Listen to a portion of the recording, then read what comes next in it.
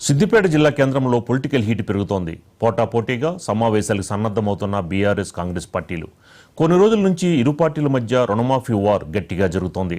సిద్దిపేటకు మైనంపల్లి రాజీవ్ గాంధీ జయంతి సందర్భంగా పొన్నాల నుంచి పాత బస్టాండ్ వరకు కాంగ్రెస్ బైక్ ర్యాలీ నిర్వహించారు. ర్యాలీలో పాల్గొని అంబేద్కర్ చౌక్లో మైనంపల్లి మీడియా సమావేశం నిర్వహించనున్నారు. ఇటు ఎమ్మెల్యే క్యాంపు కార్యాలయంలో రుణమాఫీపై బీఆర్ఎస్ ఇంటర్నల్ సమావేశం నిర్వహించనున్నారు. తాజా మాజీ బీఆర్ఎస్ పార్టీ ప్రజాప్రతినిధులు, గ్రామస్థాయి నుంచి జిల్లా స్థాయి పార్టీ సభ్యులు ఈ సమావేశంలో పాల్గొనున్నారు. రెండు పార్టీలు పోటాపోటీగా నిర్వహిస్తున్న సమావేశాలతో రాజకీయ వేడి రాజుకుంటోంది. వీటన్నిటి నడుమ సిద్దిపేట పట్టణంలో ఘర్షణ వాతావరణం నెలకొనడంతో ఇరు పార్టీల కార్యాలయాలు, ప్రధాన కూడలిలో భారీగా పోలీసులు మోహరించారు.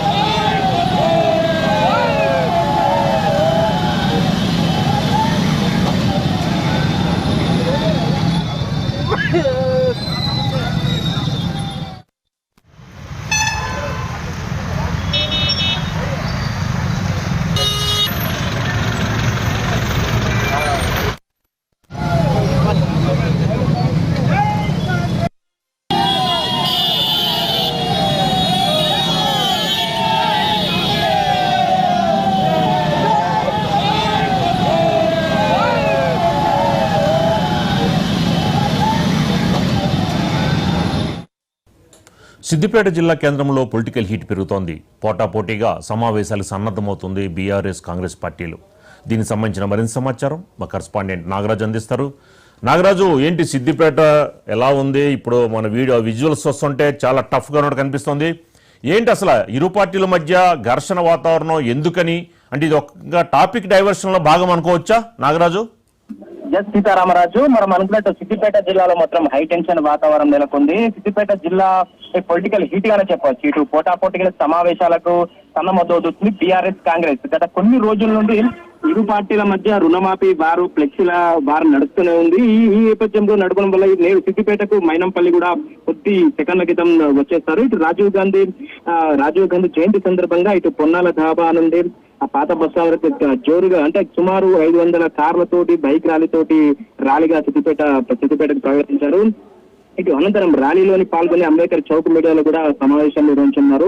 ఇటు ఇదే నేపథ్యంలో బీఆర్ఎస్ కూడా రుణమాఫీపై ఎమ్మెల్యే క్యాంపు కార్యాలయంలో రుణమాఫీపై బీఆర్ఎస్ సమావేశం నిర్వహిస్తున్నారు. ఆ సమావేశానికి కూడా మెదక్ మాజీ MLA Padma Devender Reddy, FTC chairman Vanteru Pratap Reddy కూడా హాజరయ్యి అటు దాంట్లో జిల్లాలో ఉన్న టీఆర్ఎస్ నాయకులు, రైతులతోటి ఇటు ఇంటర్నల్ సమావేశం నిర్వహిస్తున్నారు. ఈ సమావేశంలో కూడా ఇటు మైనంపల్లి సిద్దిపేటకు రావడంతో ఇటు ఇరు పార్టీలు మాత్రం ఘర్షణ వాతావరణం నెలకొందని, అంటే ఇటు పోలీసులు కూడా ఇరు పార్టీలకు కలవకుండా ఇటు భారీ బందోబస్తు తోటి పికెటింగ్ చేశారు.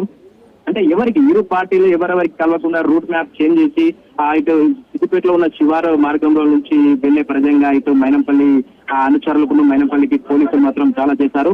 ఇటు ఇదే నేపథ్యంలో ఇటు పోటాపోటీగా మాత్రం సమావేశాలతో రాజకీయ వేడి మొదలైందని చెప్పాలి. సిద్దిపేట మొత్తంలో ఒక హైటెన్షన్ వాతావరణం నెలకొందని చెప్పాలి. ఇటు ఈ నేపథ్యంలో ఇటు పోలీసులు కూడా ఇటు ఇరు పార్టీల కార్యాలయాల్లో, ప్రధాన కూడల్లో పోలీసులు కూడా మోహరించారని తెలుస్తుంది. ఇటు భారీ బందోబస్తుగా నేరుగా కమిషనర్ కూడా రంగంలోకి దిగి స్వయంగా క్షేత్రపాలనలో కూడా ఇటు భారీ బందోబస్తు తోటి ఎటువంటి అవాంఛనీయ సంఘటన కూడా జరుగుతుంది. ఇక ఇదే నేపథ్యంలో కొన్ని సెకండ్ల క్రితం కూడా భారీ కాన్వాయ్తో సిద్దిపేటకు మైనంపల్లి రోహిత్, మెదక్ ఎమ్మెల్యే రోహిత్, హనుమంతరావు కూడా వచ్చారు. అందుకే పోలీసులు మాత్రం అంటే నేరుగా క్యాంప్ ఆఫీస్ ముందు నుండే అంటే బీఆర్ఎస్ క్యాంప్ ఆఫీస్ ముందు నుండే పోతామని బీఆర్ఎస్ కాంగ్రెస్ కార్యకర్తలు కొంచెం సేపు వారించినప్పటికీ పోలీసులు సముదాయించి ఇరు వర్గాలు అంటే ఘర్షణ వాతావరణం నెలకొంటుంది అని ఇటు పోలీసులు సముదాయించి వేరే రూట్ లో ఇటు కాంగ్రెస్ నాయకులను వెళ్లే ప్రయత్నం చేశారు. ఇక కొద్ది సెకండ్ లో ఇటు బస్ స్టాండ్ దగ్గర ఇటు ప్రెస్ మీట్ పెట్టి అంటే జయంతి వేడుకలతో పాటు ఇటు మైనంపల్లి ప్రెస్ మీట్ పెట్టే అవకాశం ఉంది ఇటు కాంగ్రెస్ వర్గీయం చెప్తున్నది. ఇటు పోటీగా మాత్రం ఏం జరుగుతుందన్న ఆందోళన వ్యక్తమాత్రం అవుతుంది. ఇటీవల పరిణామాల దృష్ట్యా ఎలాంటి అల్లము జరగకుండా పోలీసులు భారీ బందోబస్తు ఏర్పాటు చేశారు. ఇటు సిద్దిపేటలో మల్కాజ్గిరి మాజీ ఎమ్మెల్యే హనుమంతరావు నేతృత్వంలో సభ నిర్వహించేందుకు కాంగ్రెస్ ప్లాన్ చేసింది. ఈ మేరకు ఆయన సుమారు 500 కార్ల కానుతో సిద్దిపేటకు వచ్చారు. ఈ సమయంలో నాగరాజు ఏంటి ఇప్పుడు అంటే ఇది ఒక రాజీవ్ గాంధీ జయంతి సందర్భంగా విగ్రహం సంబంధించిన అంశం కాదు, ఇది ఒక విధంగా పార్టీ దృష్టిలో పడ్డానికే మైనంపల్లి ఇలాంటి చర్యలు చేపడుతున్నారు అని చెప్పని ఒక వార్తలు వస్తున్నాయి. ఇది ఎంతవరకు నిజమంటారు?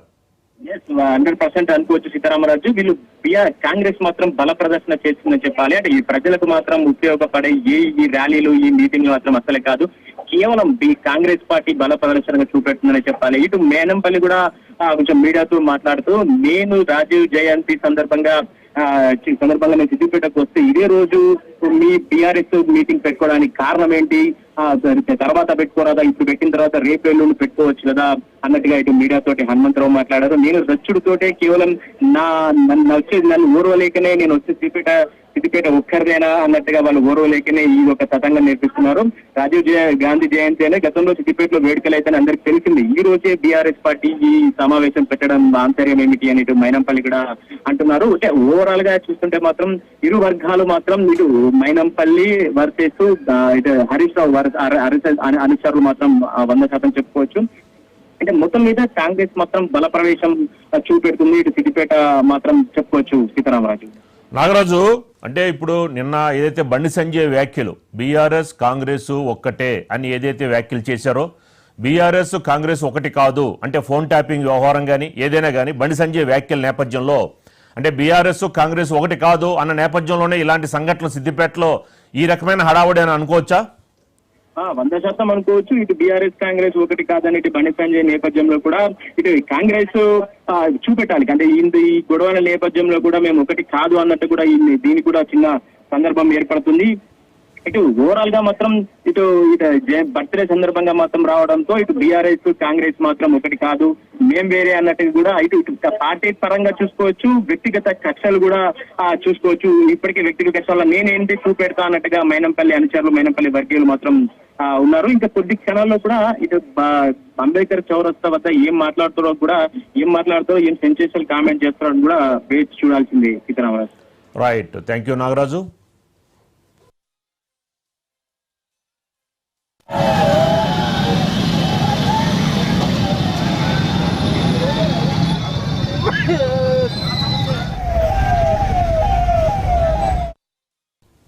సిద్దిపేట జిల్లా కేంద్రంలో పొలిటికల్ హీట్ పెరుగుతోంది. పోటాపోటీగా సమావేశాలకి సన్నద్ధమవుతుంది బీఆర్ఎస్ కాంగ్రెస్ పార్టీలు. కొన్ని రోజుల నుంచి ఇరు పార్టీల మధ్య రుణమాఫీ వార్ గట్టిగా జరుగుతోంది. సిద్దిపేటకి రాజీవ్ గాంధీ జయంతి సందర్భంగా పొన్నాల నుంచి పాత బస్టాండ్ వరకు కాంగ్రెస్ బైక్ ర్యాలీ నిర్వహించారు. ర్యాలీలో పాల్గొని అంబేద్కర్ చౌక్లో మైనంపల్లి మీడియా సమావేశం నిర్వహించనున్నారు. ఇటు ఎమ్మెల్యే క్యాంపు కార్యాలయంలో రుణమాఫీపై బీఆర్ఎస్ ఇంటర్నల్ సమావేశం నిర్వహించనున్నారు. మాజీ బీఆర్ఎస్ పార్టీ ప్రజాప్రతినిధులు, గ్రామస్థాయి నుంచి జిల్లా స్థాయి పార్టీ సభ్యులు ఈ సమావేశంలో పాల్గొనున్నారు. రెండు పార్టీలు పోటాపోటీగా నిర్వహిస్తున్న సమావేశాలతో రాజకీయ వేడి రాజుకుంటోంది. వీటన్నిటి నడుమ సిద్దిపేట పట్టణంలో ఘర్షణ వాతావరణం నెలకొనడంతో ఇరు పార్టీల కార్యాలయాలు ప్రధాన కూడలిలో భారీగా పోలీసులు మోహరించారు.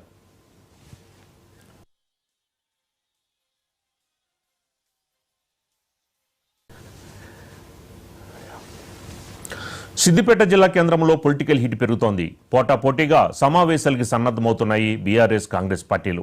దీనిపైన మనకి మరింత సమాచారం మా తెలంగాణ బ్యూరో చీఫ్ సుధాకర్ అందిస్తారు. సుధాకర్, ఏంటి పొలిటికల్ హీట్ అసలు ఎందుకు రాజుకుంటోంది సిద్దిపేటలో? ఇప్పుడు సడన్ గా మైనంపల్లి హడావుడి ఏంటి సుధాకర్?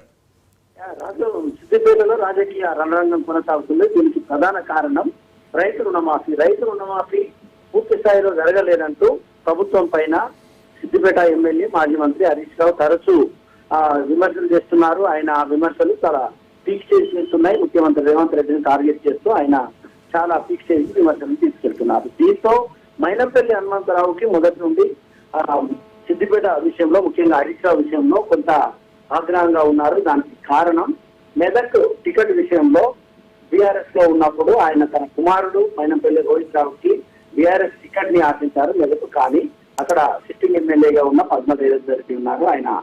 ఆమె హరీష్ రావుకు సన్నిహితురాలుగా పేరుంది, ఆమెకు టికెట్ ఇచ్చుకున్నారు. అప్పటి నుండి మైనంపల్లి హనుమంతరావు హరీష్ రావును టార్గెట్ చేశారు. ఇటీవల జరిగిన సార్వత్రిక ఎన్నికలకు ముందు నుండి కూడా హరీష్ రావును టార్గెట్ చేశారు. హరీష్ రావు పైన తీవ్ర స్థాయిలో విమర్శలు చేశారు. ప్రస్తుతం కాంగ్రెస్ ప్రభుత్వం వచ్చింది. మెదక్ ఎమ్మెల్యేగా హనుమంతరావు కుమారుడు మైనంపల్లి రోహిత్ రావు ఉన్నారు. దీన్ని ఆయన అంటే దీన్ని ఒక రకంగా అదునుగా ఉపయోగించుకొని హరీష్ రావును టార్గెట్ చేస్తున్నారు. అందులో భాగంగానే సిద్దిపేట, మెదక్, హైదరాబాద్ లో ఇటీవల ఆయన పోస్టర్లే ఇచ్చారు. భారీగా ఫ్లెక్సీలు కూడా కట్టించారు. ముఖ్యమంత్రి రేవంత్ రెడ్డి అనుకున్నట్టుగానే రుణమాఫీ చేశారు కాబట్టి హరీష్ రావు తన పదవికి రాజీనామా చేయాలంటూ టార్గెట్ చేస్తున్నారు. అందులో భాగంగానే ఆ పోస్టర్లన్నింటినీ అదేవిధంగా ఫ్లెక్సీలని హరీష్ రావు అభిమానులు తీసివేసే క్రమంలో సిద్దిపేటలో ఇటీవలే చాలా ఉద్రిక్త పరిస్థితులు అనుకున్నాయి. ఇవాళ భారీ ర్యాలీని మైనంపల్లి హనుమంతరావు అదేవిధంగా మెదక్ ఎమ్మెల్యే మైనంపల్లి రోహిత్ రావు భారీ ర్యాలీగా సిద్దిపేటకి వెళ్తున్నారు. సిద్దిపేట ఒక కార్యక్రమాన్ని కూడా వారు చేపడుతున్నారు. ఇదే క్రమంలో సిద్దిపేట ఎమ్మెల్యే క్యాంప్ ఆఫీస్ లో టీఆర్ఎస్ కు సంబంధించిన ముఖ్యమైన నాయకులు, కార్యకర్తలు భారీగా చేరుకున్నారు. రుణమాఫీ పూర్తి స్థాయిలో జరగలేదండి, రుణమాఫీ విషయాన్ని ఎండగట్టాలని వారు భావిస్తున్నారు. దీంతో ప్రస్తుతం సిద్దిపేటలో భారీగా రాజకీయ రణరంగం కొనసాగుతుంది. ఒకవైపు కాంగ్రెస్ పార్టీ శ్రేణులు, మరొక వైపు బీఆర్ఎస్ శ్రేణులు భారీగా మోహరించి ఉన్నారు. మైనంపల్లి హనుమంతరావు, రోహిత్ రావు నేతృత్వంలో కాంగ్రెస్ పార్టీ, అదేవిధంగా మాజీ మంత్రి బీఆర్ఎస్ ఎమ్మెల్యే హరీష్ రావు నేతృత్వంలో బీఆర్ఎస్ శ్రేణులు. దీంతో ఇరు వర్గాలు మోహరించడంతో ఇక్కడ ఒక హైటెన్షన్ నెలకొంది. రాజకీయ వాతావరణం భారీగా వేడెక్కింది. దీంతో పోలీసులు కూడా కొంత ఇబ్బందిగా ఫీల్ అవుతున్నారు. ఒకవైపు అధికార పార్టీ, మరొక వైపు హరీష్ రావు బలగం మోహరించి ఉన్న నేపథ్యంలో పోలీసులు కూడా కొంత టెన్షన్ వాతావరణం నెలకొంది. ఎలా నిలువరించాలి దీన్ని, ఈ టెన్షన్ వాతావరణాన్ని అంటూ వారు కూడా తరలు పట్టుకుంటున్న పరిస్థితి ఉంది. పోలీసులు అయితే భారీ సంఖ్యలో మోహరించున్నారు. ఎప్పుడు ఏ విధమైన సంఘటన చోటు చేసుకుంటుందో అనే ఒక భయాందోళన కూడా స్థానికంగా ప్రజలలో నెలకొని ఉంది. కాంగ్రెస్ పార్టీ నుంచి మైనంపల్లి హనుమంతరావు చాలా అగ్రెసివ్ గా వెళ్తున్నారు కాబట్టి ఇటు బీఆర్ఎస్ శ్రేణులు కూడా హరీష్ రావుకు సపోర్ట్ గా అగ్రెసివ్ గా వెళ్తున్నారు. దీంతో ఏమైనా ఇబ్బంది తలెత్తుందా అనే వాతావరణం అయితే ప్రస్తుతం సిద్దిపేటలో నెలకొంది. పోలీసులు అయితే భారీగా మోహరించారు. చూడాలి ఏం జరుగుతుంది ముందు అనేది. ప్రస్తుతం అయితే సిద్దిపేటలో చాలా పొలిటికల్ హీట్ భారీ స్థాయిలో పెరిగింది రాదు.